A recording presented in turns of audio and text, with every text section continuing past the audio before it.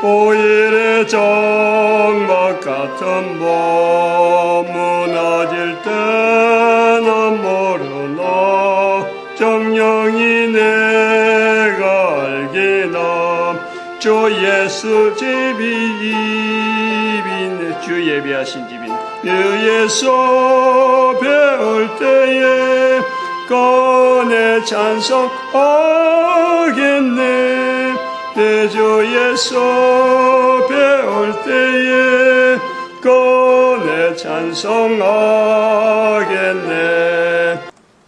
하나님 말씀 히브리서 12장입니다. 12장 1절에서 끝절까지 말씀 교독합니다. 12장 1절 말씀 제가 먼저 받들어 봉독드립니다. 이러므로 우리에게 구름같이 둘러싼 허다한 증인들이 있으니 모든 무거운 것과 얼매기 쉬운 죄를 벗어버리고 인내로서 우리 앞에 당한 경주를 경주하며 히브리서 12장에 참 들어오면서까지 긴장 그렇다고 해서 두려움, 오늘 본문에도 두려움이란 말이 나오는데 두려움에 의한 긴장은 아닙니다.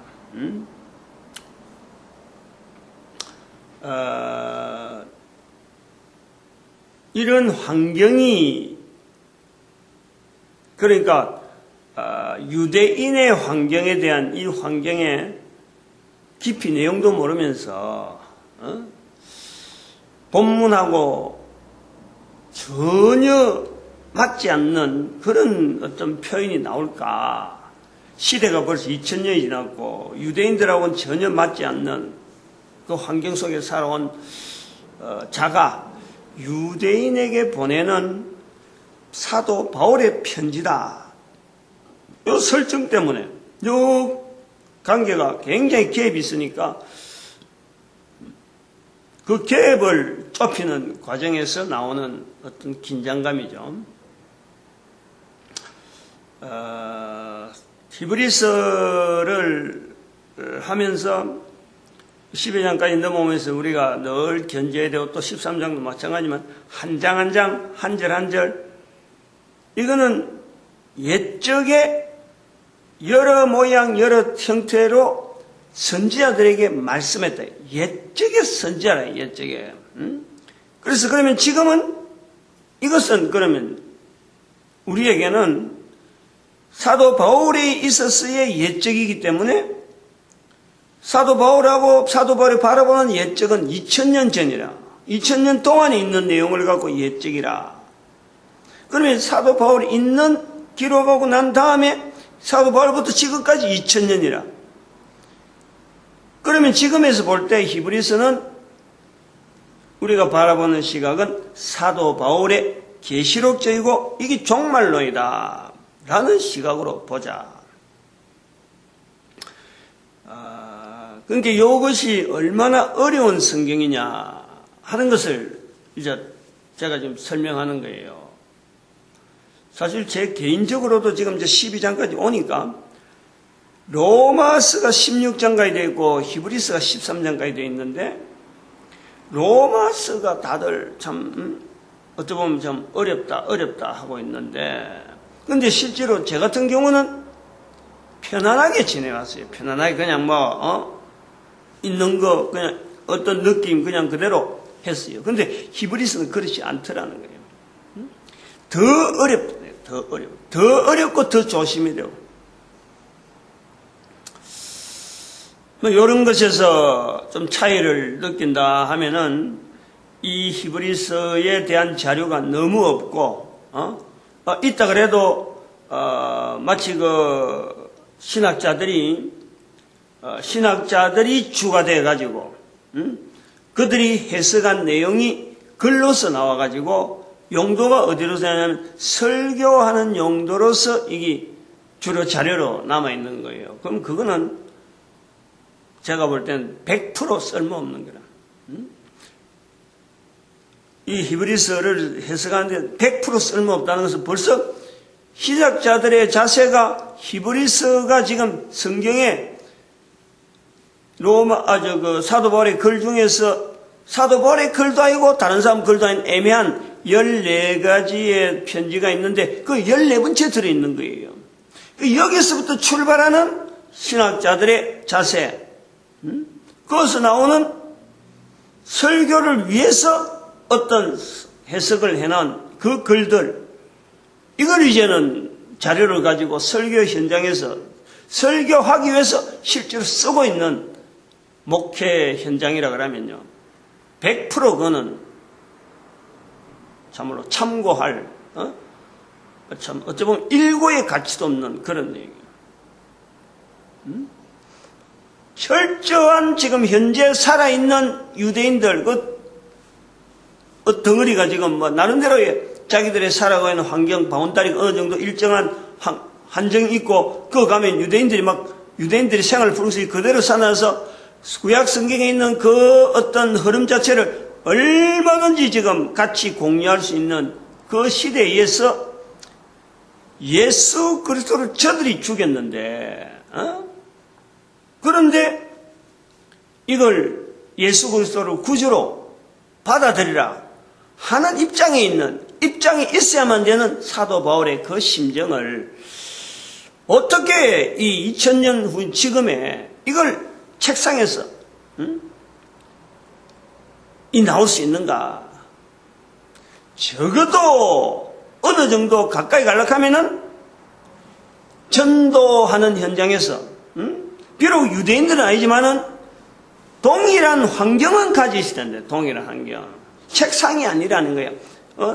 현장에서 참 예수 그리스도를 이야기해 볼 때 상대방인들이 받아들인다든지 안 그러면 거부한다든지, 유대인들의 그 거부, 예수 그리스도를 거부한 그 거부를 실제로 포함하면서 받아들이면서 그나마 저들에게 그렇더라도 어쨌든 예수 그리스도가 저들에게 하나의 주인으로서 무릎 꿇어야 될 하나의 대상으로서 전하려고 하는 그 내용에 내가 알고 있는 지식을 가지고 전달하는 이런 내용이 아니란 말이에요. 거기에서 모든 사람이 구원받아야 된다 하는 어떤 그 명제, 아주 이거는 성경 전체면서 성경이 없더라도 모든 사람이 인류가 거리 하나로 없더라도 이것은 해야 된다, 나타내야 되는 하나의 내용이라. 그러니까 히브리서 자체가 없더라도 성경 전체가 없더라도 예수 그리스도 앞에 모든 사람이 무릎 꿇어야 되는 그 사실은 말이죠.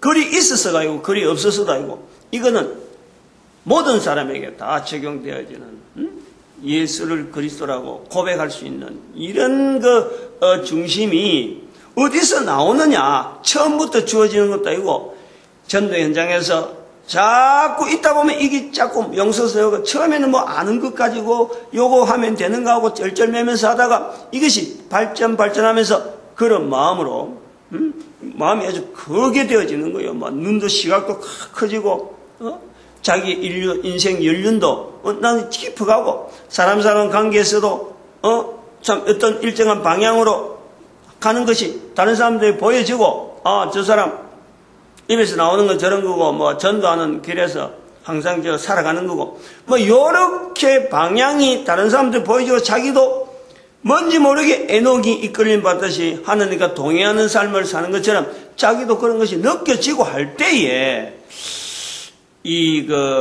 히브리서적인 그런 것이 공통으로, 사도 바울과의 공통으로 좀 나타나지 않겠느냐, 공감이 되어지지 않겠느냐, 그런 마음으로 지금 보는 거예요. 그런 마음으로 읽는 거예요. 그런데 이런 마음이 가지고 읽게 되니까 12장의 1절에 탁 오면서 말이죠. 정말 조심조심 하다가 아이고 이거 이런 게 또 있네 하고는 11장 1절에 벌써 다 그런 게 잡힌다.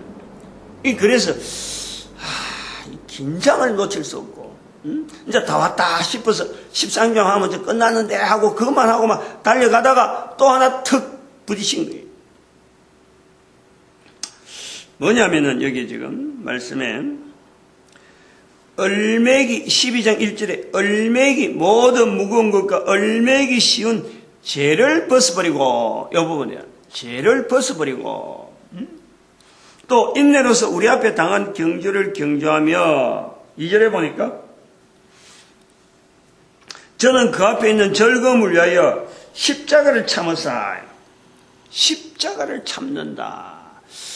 죄를 벗어버린다. 이 두 가지를 한번 연결해 봅시다. 1절, 2절에 나와 있는 이 내용인데 이 죄를 벗어버린다. 십자가를 참는다. 이 둘 다 떨어져 있는 내용이지만은 우리가 그 인격을 가진 한 인간으로서 이게 가능한 이야기냐 이게 가능한 것을 내다보고 지금 표현하는 거냐. 여기서 우리가 사도 바울이 얼마나 긴장하고 있다는 것을 지금 깨닫는단 말이에요. 죄를 벗어 언어를 표현하는데 얼마나 참 조심스럽게 유대인들이잖아요. 성경의 내용, 동일한 성경의 내용을 가지고 지금 이방인들은 성경 자체나 뭐 참 가지고 사도 바울이 해석한 대로 들을 수밖에 없는 수동적이지만은 지금 여기는 유대인들을 향해서 하기 때문에 언어가 얼마나 조심하지 않으면은 그 언어 하나 딱 잘못 삐끗해 버리면 지금까지 이야기한 모든 내용이 그게 말이요 와그락 무너지는 거예요. 지금 히브리서의 그 구조 자체가 나름대로 그 참 유대인들 에서 쫙 넘어오는 이런 그 내용이 있는데 거기에서 자기가 아무리 좋은 의견을 이야기하려고 하더라도 성경에 있는 내용에서 벗어나고 성경에서 말하는 공통된 피차간에 인정되어지는 이런 어떤 표현들 이것 자체를 무시하면서 나는 이렇다 하고 해버리면요 유대인들 자체가 새로운 이단이고 새로운 사상은 될지 모르지만 유대인들에게 들어간 내용은 안 맞다니까. 그런 것을 염두에 두고 유대인들에 의해서 십자가에 못 박힌 예수 그리스도 그분을 믿음의 주요 참 온전케 하시는 예수를 바라보자. 12장 2절에 요 내용을 지금 끄집어내려고 하니까 얼마나 참 신경을 썼겠느냐. 아주 문장 하나하나마다 단어 하나마다 그래서 문장이 어렵고 문맥이 굉장히 깊은 참 일반 사람들은 쉽게 참 표현하기 힘드는 그래서 전도 현장이 없는 뭐 목회자가 아무리 목회자로 신학교 아무리 공부를 했다 하는 신학교라도 이 전도 현장에 대한 경륜이 없으면요 이 히브리서 손대면 안 되는 거죠. 저는 그래 봐요. 이 죄를 벗어버린다. 십자가를 참는다. 가능하니까 표현한 거냐 이게요. 그러면 가능하다, 불가능하다. 불가능하지만은 어떤 문맥을 이루기 위해서 그냥 겉으로 그냥 하나의 모양새 내기 위해서 표현했다. 둘 중에 하나예요. 그런데 그 둘 다 가능하다. 이것도 있다는 거예요. 어쩔 수 없이 문맥을 이어가려고 참 애쓰고 애쓴 중에 죄를 벗어버린다. 가능한 일이냐? 십자가를 참는다. 하나만 붙잡아도 하나만 갖고 해도 이 사도 바울이 웃자다가 실수했다 라고 할 수 있는데 이게 두 개나 연속해서 1절 2절에 연속해서 나오다 보니까 단순한 실수는 아닌 것 같다. 이렇게도까지 볼 수 있는 이런 표현이라니까. 십자가 뭐 참는다고 십자가를 내가 아니야말로 십자가 한번 참아보자. 그래서 십자가 덜렁지로 가는 사람이 누가 있나요? 억지로 찌어지는 거 아니에요. 억지로. 그게 참아지는 내용이 아니잖아요. 죄가 벗어지는 거예요. 어림도 없잖아요. 뭐냐 이거예요. 두 개가. 근데 여기에서 우리가 이 12장까지 요 언어가 가능하다 하는 쪽으로 이제 우리가 받아들여야 된단 말이에요. 그쪽으로 하려고 하는 거예요. 그러니까 구조를 전체적으로 이제 한번 정리를 해봐야 되는 게 이러한 내용을 갖고 12장을 풀어가려고 하면은 10장까지가 하나의 큰 어떤, 어떤 정점을 향해서 10장 22절에, 참 마음과 온전한 믿음으로 하나님 앞에 나아가자. 그리고 나오는 것이 모이자. 모이기를 피하는 어떤 사람과 같이 하지 말고 모이자. 여기에 하나의 그 정점이 되어서 11장부터는 다른데 하나의 정점이란 말이에요. 그러면 요 구조를 우리가 보는데 정점까지 오는 데하고 정점 밑으로 가는 요 구조가 뭐냐? 여기서 딱 반으로 자를 수 있는 내용이 뭐냐면은 앞에 있는 내용은 일종의 이론이래, 이론.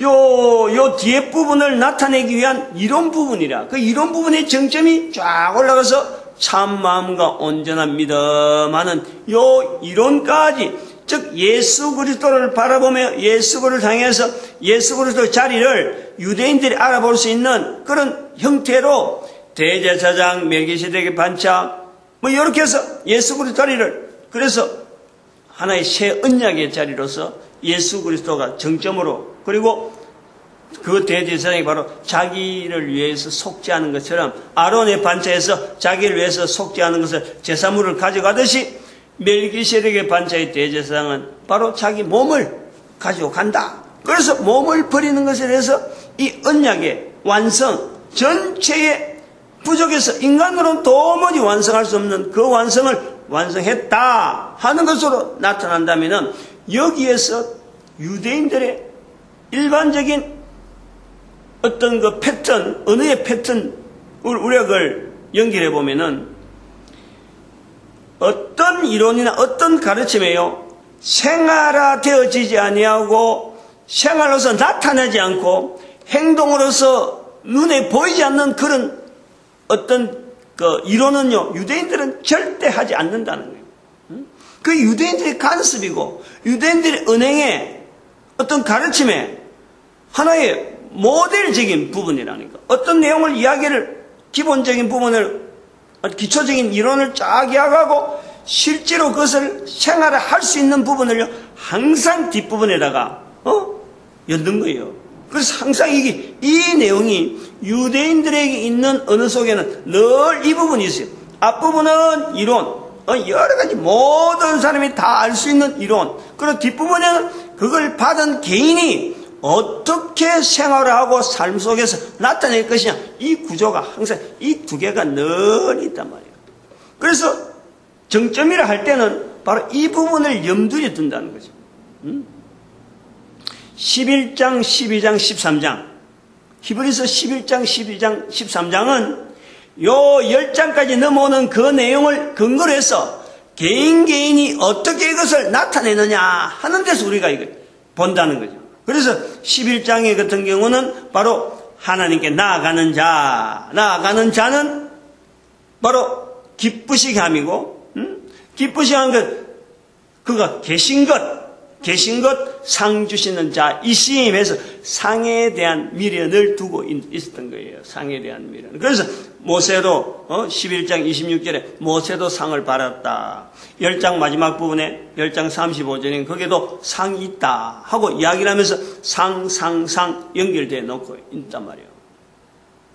우리가 볼 때는 이 상이라 하는 이 개념을 11장에서 상을 이야기했는데, 우리가 볼 때는 이게 전혀 안 맞는 거예요. 유대인들에게 상에 대한 개념, 십자가의 못을 박았는데, 우리는 그런 인식이 되어 있는데, 그 십자가의 못을 박은 유대인들에 의해서 너희가, 사도 바울도 너희가 그 예수를 죽였도다. 그 예수를 너희가 죽였다 하는 개념이 일반 이방인들에게 막 퍼뜨린 이 사도 바울이 유대인들이 죽인, 십자가에 죽인 그 예수를 하나님이 살렸다 하는 이런 구조가 지금 이방인들에게 하는데, 그 구조를 딱 갖다 내놓으면요, 히브리서 자체가 또 히브리 11장이 사도 바울의 글하고는 전혀 안 맞는 거예요. 그런데 상이란 개념 자체가 적어 있으면서 이게 유대인들 향한 표현이다, 복음서다 라고 할 때 이 상이라고 하는 주어지는 것과 유대인들의 그 차이에 있는 갭 자체를 어떻게 할 거냐? 이게 우리에게는 어마어마한 숙제죠. 그러니까 이런 것은 사도 바울의 글이 아니다라고 해버리면은 해석은 쉽게 넘어가지만은 엉뚱한 대로, 아까도 말했지만 전혀 엉뚱한 대로 가는 거예요.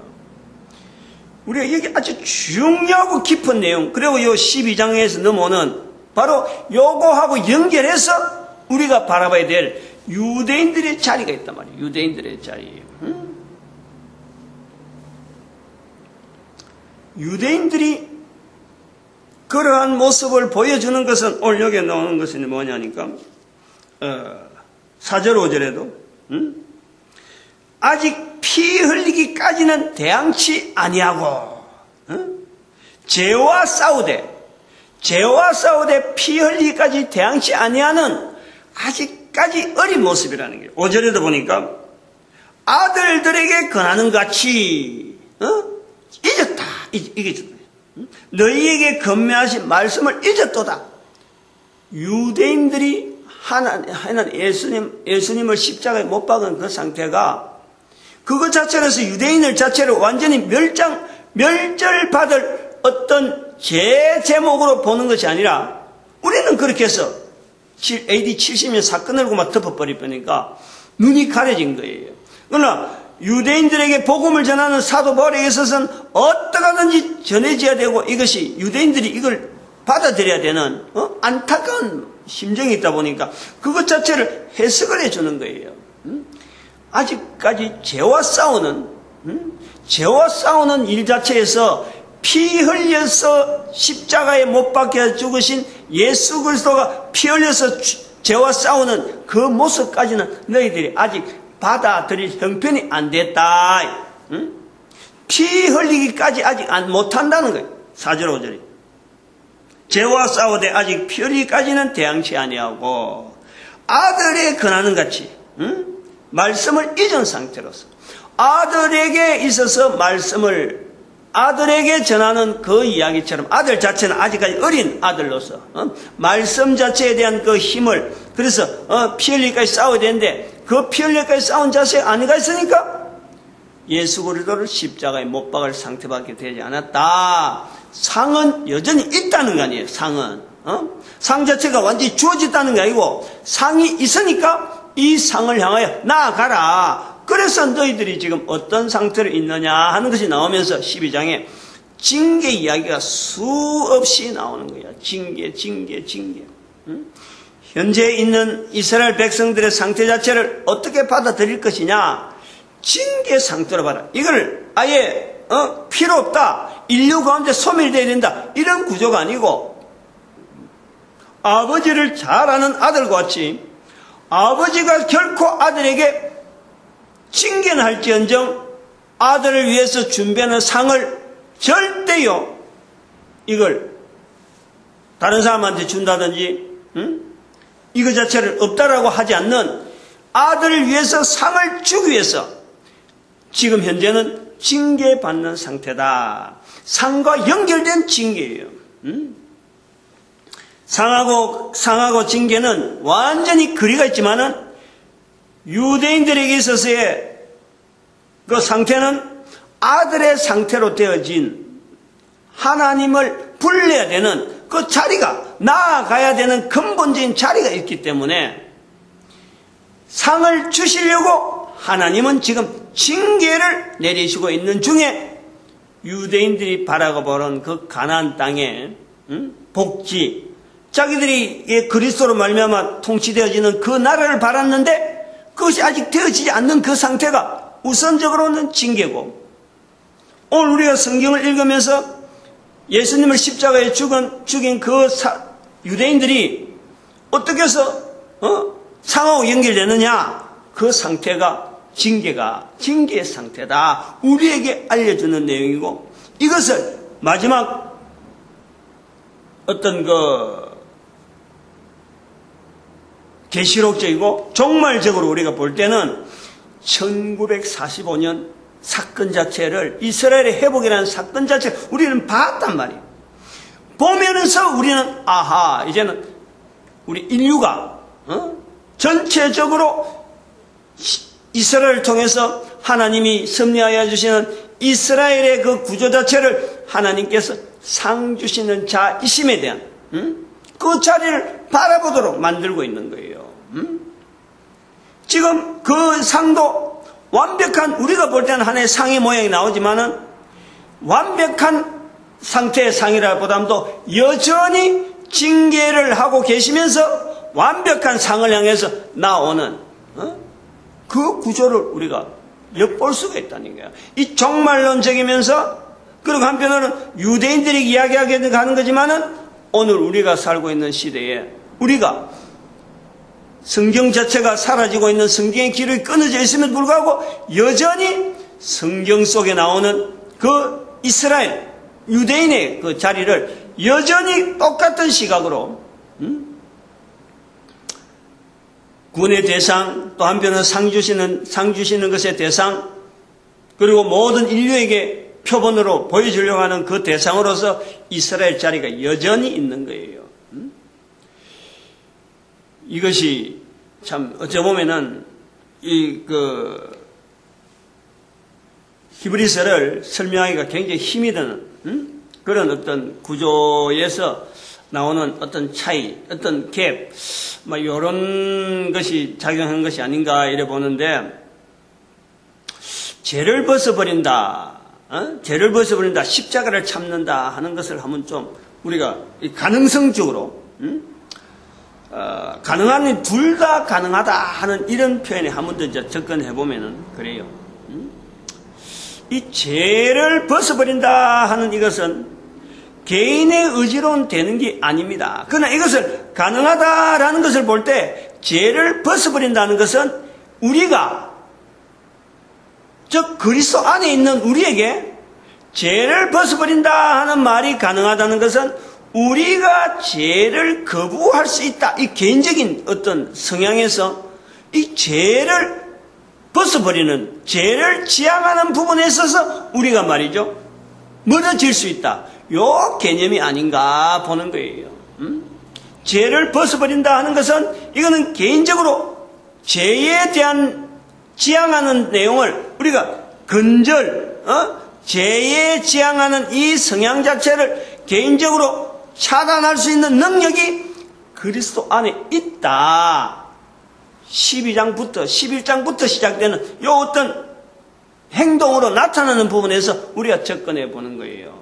죄를 벗어버린다라는 것은 죄라고 하는 하나님만이 할 수 있는 그 죄를 내가 훌레당 완전히 내가 눈에 보인 듯이 사람이 한다 하는 그런 개념이 아니고, 죄를 지향하는 개인적인 성향에, 이거는 누구든지 거부할 수 없는, 우리는 완벽한 죄인인데 죄를 벗어버린다 하는 이 부분은 11장부터 나타나는 행동적인 부분에서 우리가 연결해 볼 때 이론이 아니라는 거예요. 이론이 아닌 실질적으로 할 수 있는 행동으로 볼 때는 개인으로 볼 때 죄를 지향하는 우리의 성품에 그리스도께서 계시기 때문에 그리스도를 바라보면서 죄를 지향하는 그 성향이 우리가 다른 데 방향으로 돌릴 수 있는 그 가능성이 있다. 그렇게 봐진다는 거지. 그리고 십자가를 참는다 하는 것 자체가, 이건 바로 죄를 벗어버리려고 하는 이 과정에서는요, 필연적으로 나오는 것이 우리가 살아가는 삶 속의 환경 자체가 전체가 죄하고 연결, 나도 죄인이요, 저도 죄인이요, 모든 사람이 죄인이기 때문에 죄를 벗어버릴 수도, 죄를 완전히 덜낼 수도 없고, 내가 죄에서 이 세상에 살아가는 삶 자체를 내가 완전히 덜어낼 수 없기 때문에 죄를 향하여 지향하는 방향을 반대로 돌리면은 반드시 거기에는요, 고통이 나올 수밖에 없는 거예요. 그 고통의 내용, 그것을 십자가를 참으사라는 표현이 되지 않는가 하는 그 가능성을 두고 이야기하는 거예요. 그리고 그 가능성은 전체적인 히브리서 구조 속에서 살피는 거예요. 그러니 여기서 우리가 볼 때에 히브리서는 제가 지난번에 내었지만 십자가가 없다 그런 거예요. 십자가 없어요. 그 십자가 없다는 것은 예수 그리스도를 십자가에 죽도록 내버려둔 이 유대인들에 대한 배려를 하고 있는 거예요. 그런데 12장에서 십자가는 바로 이 개념이란 말이에요. 이게 십자가를 참으사라고 하는 예수 그리스도를 통해서 나타나는 십자가를 참는 그 내용이 바로 우리에게 적용시키는 바로 그 내용으로 죄를 벗어버릴 수도 있고 죄를 지향하던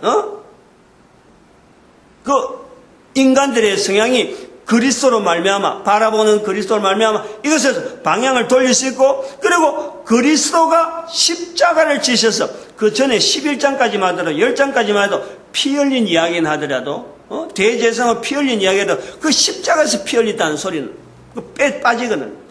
근데 12장에 와서 십자가를 참으사 하는 그것은 바로 나를 두고 하는 거예요. 내가 예수 그리스도의 그 피 흘리신 그 내용 자체에서 십자가상에서 피 흘렸는데 그 십자가를 참는 것처럼 예수님이 십자가에 참는 것처럼 나도 참을 수 있는 능력에 대한 것을 내한테 적용시킨단 말이에요.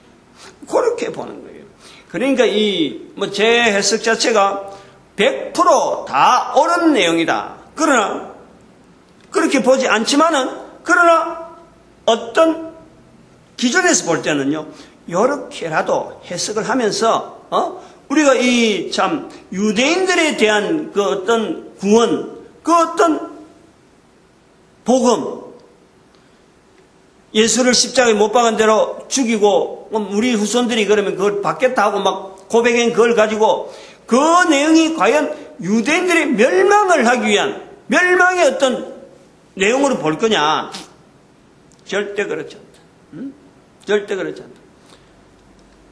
어떤 인간이라도 어떤 형태로서 나타나는 죄악이라 하더라도요, 사람이 우리가 유대인들을 보면서 우리가 볼 수 있는 것은 십자가를 참는다 하는 이런 속에서 우리가 볼 수 있는 것은요, 제가 좀 익혀지고 내 나름대로 이렇게 참 하나의 주관이 주어져 있는 것은 뭐냐니까, 코로 숨을 쉬고 있는 동안의 인간은 구원에 대한 분명한 기회로서 주어진다.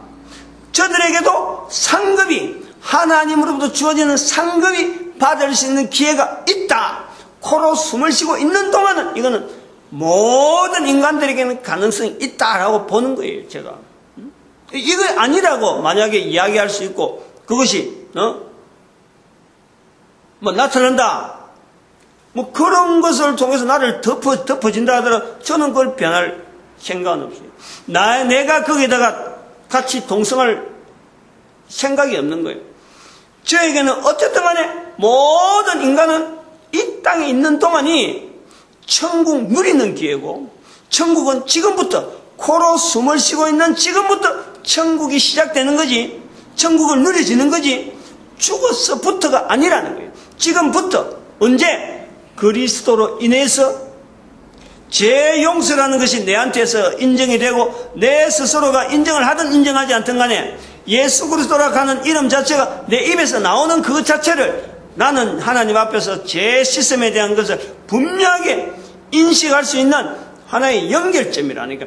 완전하게 씻음 받았다 하고 막 큰 소리 치고 할 때는 못 되지만은, 그래서 오늘 여기는 죄 벗음, 죄를 벗어버리고 하는 그 성향에서 이 방향을 돌리는 거예요. 죄를 떠나는 삶을 향하는, 죄 짓지 않는 삶을 향하는 그 몸부림, 완성된 것은 아니고 항상 그 몸부림, 거기서 시작이 되는 그 각도, 지금까지 쭉 죄 짓는 생활에서 쭉 나오다가 여기서 예수 그리스도로 통해서 죄 짓는 생활에서 벗어나는 각도, 여기요.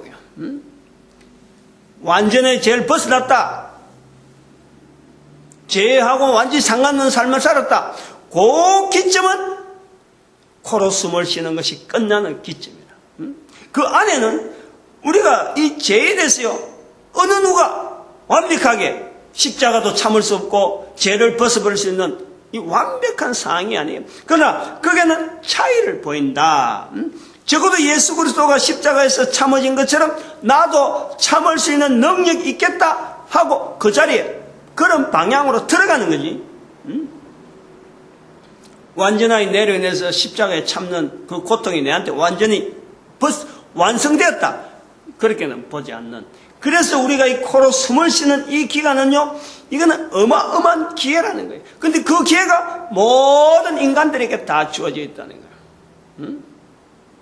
그래서 그러한 내용에서 모든 사람을 구원하기를 바라는 디모데전서 2장 4절이라든지 빌립보서 2장 9절에서 11절에 이런 말씀에서 우리가 그 기회와 나름대로의 하나의 큰 소망을 가지게 되고 그런 틀 속에서 내 입에서 자꾸 이런 것이 나오므로 다른 사람들도 동일하게 나와 같이 나도 그런 삶을 살았는데 내가 바로 유대인이었고 내가 바로 십자가에 못 박는데 왼편 강도처럼 그 내 모습을 내가 그런 모습을 비춰주는 게 성경 아니에요?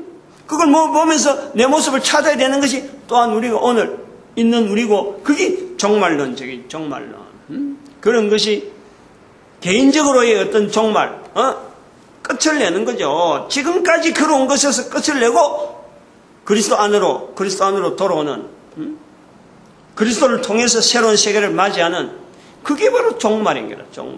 종말이 뭐 어때 숨을 떡 끝내서 끝에서 뭐 참 더 이상 뭐 세상도 없고 아무것도 없다. 이게 종말이 아니라 지금까지 해오던 방향 자체에서 예수 그리스도를 통해서 방향이 잘못됐다. 예수 그리스도를 향해야 되는 방향인데 잘못된 방향으로 나왔구나. 요거 깨달으면서 각도 돌리는 여기 종말이라는 게 여기 종말.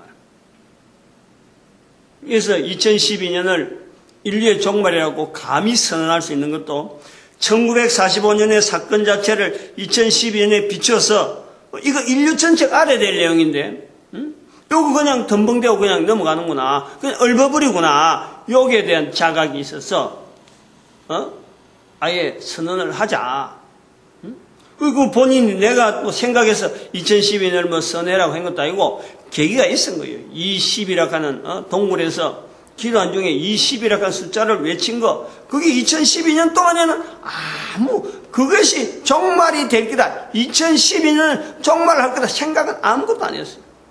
근데 2013년이 되니까 그 부분이 딱 클로즈업 되면서 2012년에 한 해 보내는 동안에 이런 어마어마한 내용들이 있었고 그 1945년에 이스라엘의 그 회복이라고 하는 그 사건 자체를 하나의 그 비추보면서 종말이라고 하는 개념이 계시록에 있는 종말처럼 뭐 계시록 이야기만 하면 뭐 종말로 했는데 그거 막 싸우고 죽이고 하는 이런 거에서 인류의 완전히 멸망 자체에 대한 종말이라 이런 개념에서 벗어나는 거예요. 종말은 이미 시작됐고 이제는 새로운 방향으로 나아가야 될 방향 그 자체가 안 보인 게 아니고 벌써 보였잖아요. 마태복음 10장 32절을 보이고 마태복음 또 12장 31절 32절 보이고 성령복음 1장 8절의 말씀이 바로 전부 다 이게 종말을 향한 우리의 자세지. 그게 지금까지 잘 해온 거 아니잖아요. 잘 못해왔잖아요. 그거 자체가. 그리고 종각적으로 예수 그리스도 오시는 것에 대해서는 아직까지 우리에게 있어서 있는 사건이지 있어야 될 사건이지 그것 자체가 지나간 건 아니거든. 그러니까 그것을 바라봐야 될 시기 그것을 선포될 때 인류의 종말이라고 선포하고 준비를 해야지. 준비를 오실 것이 뻔한데 오실 것에 대해서는 이야기 안 하고 오신 것에 대해서 되어진 사건을 막 이리 비밀이고 저리 비밀이고 막 되어지고 있다는 그 자체에 대한 질서를 예수 그리스도 오심에 맞춰보려고 나타낸. 그리고 이 히브리서 13장에서의 또 아까 구조로 이렇게 나오는 내용이 11절에 있습니다. 11절에 무릇 징계가 당시에는 즐거워 보이지 않고 슬퍼 보이나 후에 그로 말미암아 연단한 자에게는 의의 평강한 열매를 맺나니. 유대인들에게 있어서 이 열매는요 항상 이 말 속에 항상 있는 거예요. 그 열매를 향해서 가르치는 것에 대해서 새로운 어떤 뭔가 적용하는 아버지가 아들에게 뭘 이야기할 때도 그 어떤 열매가 늘 거기에 달려있는 거예요. 항상 그걸 지향한다는 거예요. 이 히브리서 12장을 그런 구도로 볼 수 있지 않느냐. 뒤에 그 하나하나 따져보면은 정말 어려운 부분들이 있는데, 사실은 자신도 없고, 일일이 다 이야기하려고 하면 어쩌면 펼쳐지는 것보다는 전체 줄거리만 딱 잡고, 여러 사람들이 씨름하게 하는 것이 차라리 더 좋은 결과가 나오지 않겠느냐 해서 함부로 언급을 못하겠어요. 뿌린 피, 여기 18절하고 22절에 보니까 너희의 이런 곳이 2군데 나와요, 2군데. 이런 거 굉장히 좋은, 어떤 비교고. 그 다음에 15절, 16절에 보면 두려워하고 하는 게 3번 나오거든, 3번. 두려워하고. 14절 같은 경우, 모든 사람으로 더불어 화평하며, 이 더불어 하는 이런 내용. 이 유대인들에게 있어서 모든 사람으로 더불어. 이거 어려운 표현이에요. 그런데 이 히브리서에 유대인들 향하면서도 모든 사람으로 더불어. 이게 바로 종말론적이라는 거죠. 이 내용 자체가. 이런 한 표현에서부터 히브리서가 안고 있는 내용이 종말론적이다. 25절에 보니까 사도 바울을 표현해서 약간 징계하다가 25절에는 배반하는 우리 들어가네. 배반하는. 이 징계의 자리가 얼마나 단순하게 배반이 아니고 이거는 우짜다 잘 몰라서 십자가에 못 박혀진 그리스도보다는 고의적으로 배반하는 자리까지 이 징계의 자리를 지고 있는, 그러면서 상 받는 것에 대한 기대를 여전히 하게 만드는 히브리서의 그 깊이, 그걸 우리가 염두에 두고 있는 거예요. 마지막 절에 우리 하나님은 소멸한 불이다 하는 이런 부분, 이것이 바로 종말론의 분명한 어떤 표징이 되어지는 것으로 봅니다. 오늘도 우리의 걸어가는 걸음에 이 전도자 되어지게 하는 것, 하나님 앞에 감사. 그밖에 표현할 일이 없어요. 그리고 모든 교회는 여기 따라서 전도하는 모든 일에 교회가 정책적으로, 그리고 이 교회라고 하는 표현은 늘 이야기하겠지만 지금 현재 교단 총회 만드는 이런 데서 끝나는 게 아니고 불교, 천주교, 이슬람교, 유대교, 어떤 종단이고 간에 다 가능성을 두고, 이게 종말론이에요, 종말론. 모든 인간들이 예수 그리스도 무릎 꿇게 만드는데 누가 먼저 앞설 거냐? 요 문제지. 교회라 그래가지고 종교라 그래가지고 이 갈라낼 내용이 하나도 아니다. 우리 민족이 특별히 새벽마다 축복하는 것은 우리 민족이 민족 단위로 이 일에 쓰임받기를, 적극적으로 쓰임받기를, 이스라엘 민족 대신이라는 거예요. 이스라엘 민족이 이미 여기서 못했기 때문에 우리는 그 하지 못한 일에 바톤을 이어받아야 될 하나의 민족으로서 우리 민족을 위해서 계속 축복하고 있는 거예요. 주여 감사합니다. 주여!